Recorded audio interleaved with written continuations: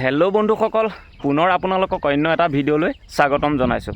আজি মই এই ভিডিঅ'টো বনোৱাৰ এটাই কাৰণ, আজিৰ পৰা প্ৰায় 15 দিনমানৰ আগত মই এটা ভিডিঅ' দিছিলোঁ মৎস্য পালনৰ ওপৰত। আপুনি ঘৰতে পুখুৰী নখন্দাকৈ কেনেকৈ মৎস্য পালন কৰিব পাৰে তাৰ ওপৰত মই এটা ভিডিঅ' দিছিলোঁ। আৰু এতিয়া বহুতে ডিমাণ্ড কৰি আছে যে যিখিনি মেচিনেৰী বস্তু, কাৰেণ্টৰ ব্যৱস্থা বা মেচিনখিনি ক'ত পাম, কেনেকৈ ফিটিং কৰে তাৰ ওপৰত এটা ভিডিঅ' বিচাৰি আছিলে। ভাবিলোঁ আজি মই ভিডিঅ'টো আপোনালোকৰ কাৰণে আৰম্ভ কৰি দিওঁ। আহক আমি দেৰি নকৰোঁ, ভিডিঅ'টো আমি আৰম্ভ কৰোঁ। আৰু আপোনালোকে ভিডিঅ'টো শেষলৈকে চাব, তেতিয়াহে গোটেই আপোনালোকে ছিষ্টেমটো বুজি পাব। আৰু আপুনি যদি মোৰ চেনেলটোলৈ নতুনকৈ আহিছে তেনেহ'লে এটা ছাবস্ক্ৰাইব কৰিবলৈ নাপাহৰিব, কিয়নো মই যেতিয়া ভিডিঅ' আপলোড কৰোঁ যাতে আপুনি প্ৰথমে নটিফিকেশ্যনটো পায়। আহক আমি ভিডিঅ'টো আৰম্ভ কৰোঁ। ইয়াৰ যিটো ষ্টোনটো লাগি আছে এইটো চিলিণ্ড্ৰিকেল ষ্টোন। এইটো চিলিণ্ড্ৰিকেল হ'লে বেছি ভাল হয়। কিছুমান বল ষ্টোন থাকে, বল ষ্টোনটো ভাল নহয় ইমান। আমাৰ লগত দাদা আছে, দাদাই আপোনালোকক গোটেই ছিষ্টেমটোৰ বিষয়ে অকণমান বুজাই দিব। প্ৰথমে দাদাক নমস্কাৰ জনাইছোঁ। নমস্কাৰ। আৰু দাদাক আপোনালোকে নিশ্চয় চিনি পাইছে, আগৰ ভিডিঅ'টোত আপোনালোকে পাইছে। আৰু দাদাইও আমাক বহুত সহায় কৰিছে। আৰু আজি অকণমান দাদাই গাইড দি দিব মেচিনৰ আপোনাৰ পাৰ্টছখিনি। আপোনালোকক আজি দাদাই কোনখিনি বস্তু ক'ত পাব আৰু দাম কিমান আৰু কেনেকৈ ফিটিং কৰিব পাৰে অকণমান আপোনালোকক থুলমূলকৈ দাদাই অকণমান বুজাই দিব। আচ্ছা, প্ৰথমতে ইয়াৰ একদম এচেঞ্চিয়েল বস্তুটোৱে হৈছে পানী। পানীৰ কাৰণে আমি বৰিং কৰি লৈছোঁ।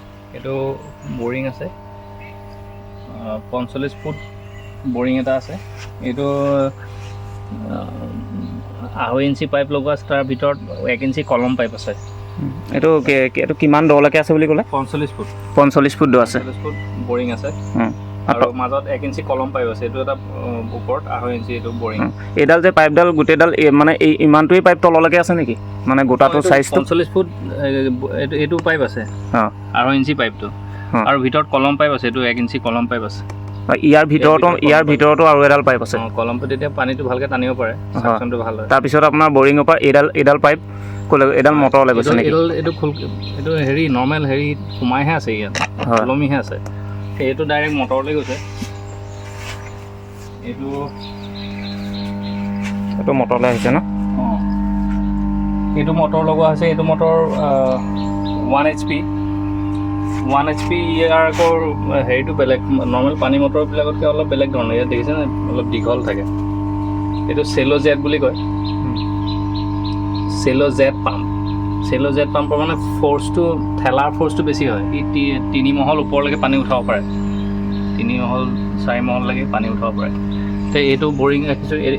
এইটো আহি পেলাই এইফালে টেংকিবিলাকলৈ গৈছে। এইটো মই এটা বাহিৰলৈ ফুল চুলত দিবৰ কাৰণে মই ৰাখি থৈছোঁ। সেইটো আপুনি আউটলেটৰ এটা ব্যৱস্থা কৰি ৰাখিছে। এইফালে ফুল চুল দিবৰ কাৰণে মই ৰাখি থৈছোঁ। এইফালে বন্ধ কৰি পেলাই এইফালে দিব পাৰোঁ। ফুল যিহেতু মোৰ ঢেৰ আছে, এইফালে পানী এইটো মটৰলৈ গৈছে, বাকী টেংকিলৈ গৈছে। এতিয়া এই মটৰটো কিমান ৱাটৰ হয়? এইটো 1 HP চেল' জেট। ইয়াত অকল এইটো মেথডে এইটো ৱাটৰে কাম কৰে নে নাই? ইয়াতকৈ কম বেলেগ লগালেও হ'ব, কিন্তু কথাটো হ'ল কি এইটোৱে ফ'ৰ্চটো বেছি পায়।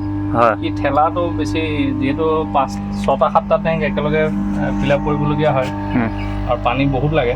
এটাত 10,000 লিটাৰকৈ মিনিমাম পানী দিলেও বহুত পানী দৰকাৰ হয়। সেইটো কাৰণে এদিনতে বহুত পানী উঠাব পাৰে। তাৰপিছত ছেকেণ্ডেৰী কথাটো হ'ল কি ইয়াত এৰেশ্যন লাগিব, অক্সিজেনৰ ছাপ্লাইটো প্ৰত্যেক টেংকতে দিব লাগিব। এৰেশ্যনৰ কাৰণে 2টা মেচিন মই লগাই থোৱা আছে।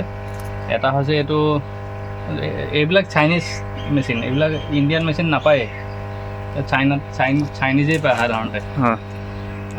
এইকেইটাৰ দামকেইটা মই কৈ দিছোঁ। এইটোৰ ৰেছান LP100 8,000 মানৰ ভিতৰত পাই যায়।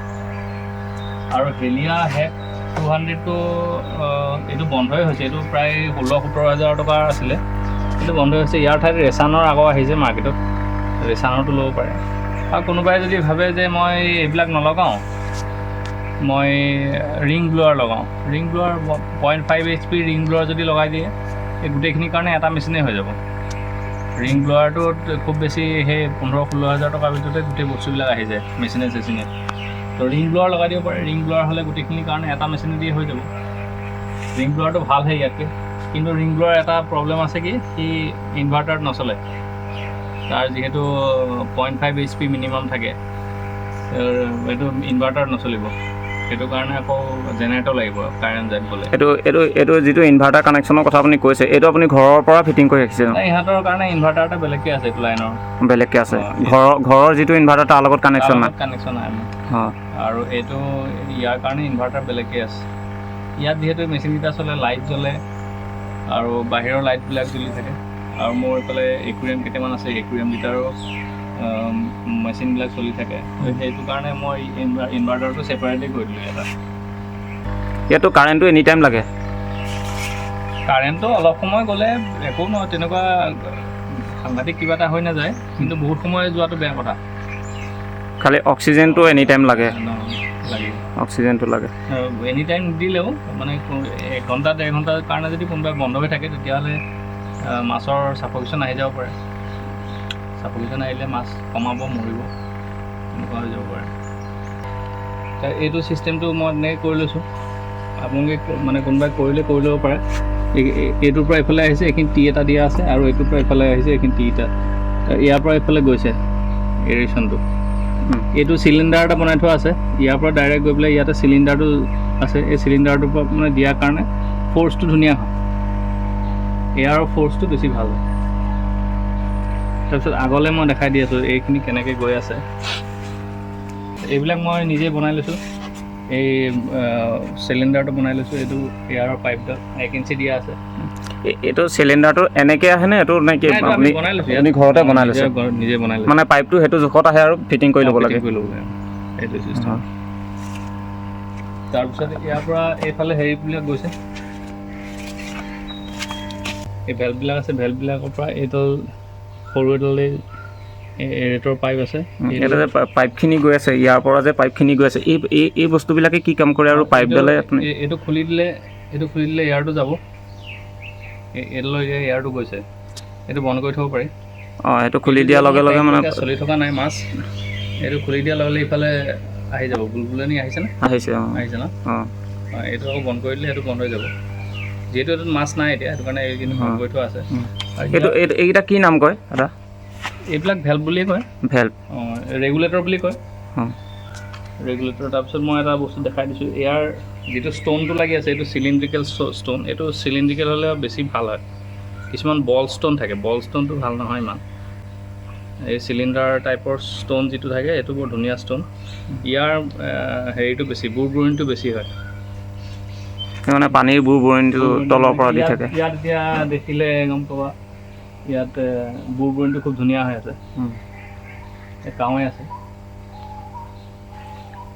তাৰপিছত এইখিনি চব কিনিবলৈ পায় খালি ঘৰত আনি ফিটিং কৰি ল'ব লাগে চব বস্তু A to Z কিনিবলৈ পায় এইবিলাকৰ পৰা এই পাইপবিলাক এইবিলাক ৰোল হিচাপত আহে এইবিলাক 1 পিচ হিচাপত আহে ষ্ট'ন 2 পিচ হিচাপত আহে এটা পিচ তাৰপিছত এইবিলাক চব আনি পেলাই ইয়াত ফিটিং কৰি ল'লে হ'ল অকণমান প্ৰাইচটো কৈ দিব নেকি কিমানমান প্ৰাইচ ষ্ট'ন মই একজেক্টলি পাহৰি গৈছোঁগৈ তথাপিও এইবিলাক ৰোলবিলাকত হয়তো 350 মান লৈছিলে নেকি আৰু ষ্ট'নটো চিলিণ্ড্ৰিকেল ষ্ট'ন যিটো থাকে সেইটো প্ৰায় 28 টকা নে 17 টকাৰ ভিতৰত তেনেকুৱা ভিতৰতে হ'ব বহুত বেছি দাম নহয় এইবিলাক 8 টকা 10 টকা এটা পিছত ইয়াৰ মেইন খৰচাটো সেই মেচিনকেইটাহে বেলেগ ইফালে ইমান খৰচা কম মেচিনকেইটা ক'ত পাম আমাৰ মেচিনবিলাক আগতে মইতো প্ৰথমতে আনিছিলোঁ চাউথ ইণ্ডিয়াৰ পৰা আনিছিলোঁ আজিকালি গুৱাহাটীতে পায় অৰ্ডাৰ দিলে গুৱাহাটীৰ পৰা লৈ আনিব পাৰি বা কোনোবাই আজিকালি গুৱাহাটীৰ পৰা ইয়াত দিও থৈ যায় মোক যিহেতু মই যেতিয়া আনিছোঁগৈ তেতিয়া মই নিজেই গুৱাহাটী যোৱা নাই মই ফোন কৰি কৈ দিছোঁ সিহঁতে পঠাই দিছে তেনেকুৱা বাকী এই তলৰ যে পাইপখিনি গৈছে এই তলৰ এই পাইপখিনি মানে প্ৰতিটো টেংকিৰ কাৰণে এইটো এডাল সেই পানীটো যে মই দেখাইছিলোঁ এই পানীটো এনেকৈ এইফালে আহি পেলাই এইটো প্ৰত্যেক টেংকৰ কাৰণে আকৌ এইটো এটা বেলেগকৈ এইটো বল ভেল্ভ দিয়া আছে ইয়াত খুলি দিলে মই পানীটো এইফালে যাব মানে প্ৰতিটো টেংকিৰ কাৰণে পানীটো যিটো লাগে তাৰ মানে সেইটো কাৰণে এডাল ফিটিং কৰি ৰাখিছে লাষ্টলৈকে দি থোৱা আছে প্ৰতিটো টেংকিৰ কাৰণে বেলেগকৈ দিয়া আছে তাৰপিছত এইটো এটা বস্তু লাগিব যি এইটো খেতি কৰিব বিচাৰে এইটো এটা লাগিব বস্তু এইটো ইমফ কৰ্ণ বুলি কয় এইটো গ্লাছৰ থাকে সাধাৰণতে এইটোৰ পানীটোত মেজাৰমেণ্ট কৰিবলৈ ফ্লক কিমান আছে এইটো চাবৰ কাৰণে এইটো লাগে ইমকন এইটো প্ৰায় 1200-1300 মান এইটোতে দাম হয় এইটো অলপ দামী 12-1300 মান ল'ব ন বৰচিলৰ আহে এইটো গ্লাছৰ এইটো পানীটো মেজাৰ কৰিব বাকী এইকেইডালটো আউটলেট হয় ন এইকেইডাল আউটলেট হয় এইটো পানীটো এইটো খুলি দিলে পানীটো গুচি যাব